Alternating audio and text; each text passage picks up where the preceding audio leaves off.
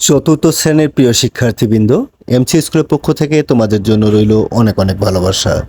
স্ক্রিনে তোমরা দেখতে পাচ্ছ তোমাদের দ্বিতীয় প্রান্তিক মূল্যায়ন পরীক্ষার নমুনা প্রশ্ন। আজকে ইংরেজি বিষয়ের দুটি নমুনা প্রশ্ন নিয়ে কথা বলবো এবং এই দুটি নমুনা প্রশ্ন খুবই গুরুত্বপূর্ণ, সুতরাং খুব মনোযোগ সহকারে দেখবা।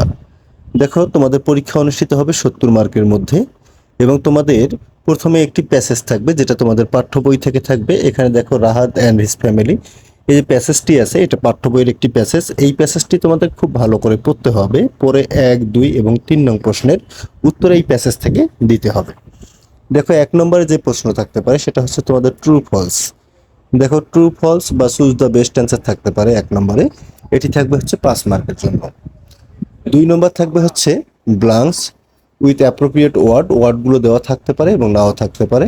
এবং 3 নম্বর থাকবে হচ্ছে following question and complete sentence. তোমাদের এই কোশ্চিনগুলো উত্তর দিতে হবে এবং 1, 2, 3 নম্বর প্রশ্নের উত্তর কিন্তু তোমার প্যাসেজ থেকেই দিতে পাবা।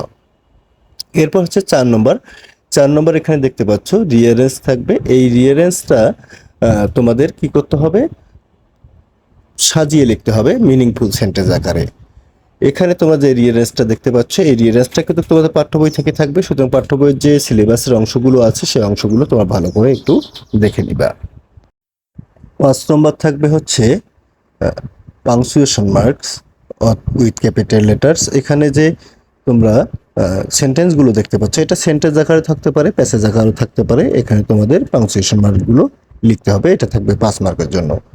6 নম্বরে তোমাদের দেখো খুব গুরুত্বপূর্ণ একটা অংশ, সেটা হচ্ছে রাইট ফ্রম ভার্ব নতুবা আর্টিকেল, যে কোনো একটা থাকবে।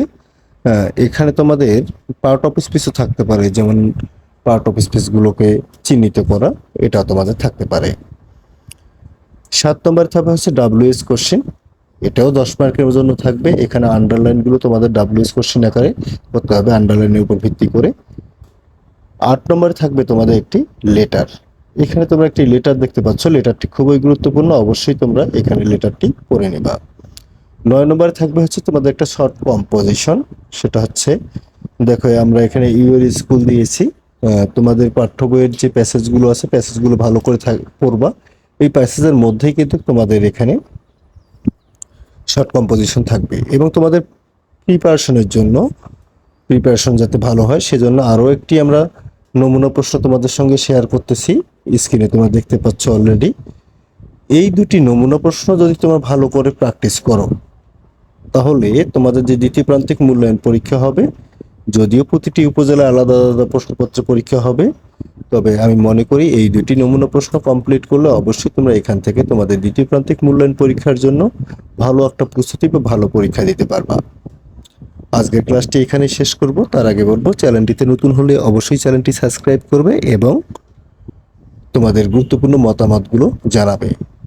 সবাই ভালো থাকবে, সুস্থ থাকবে এবং মন দিয়ে পড়াশোনা করবে। ধন্যবাদ।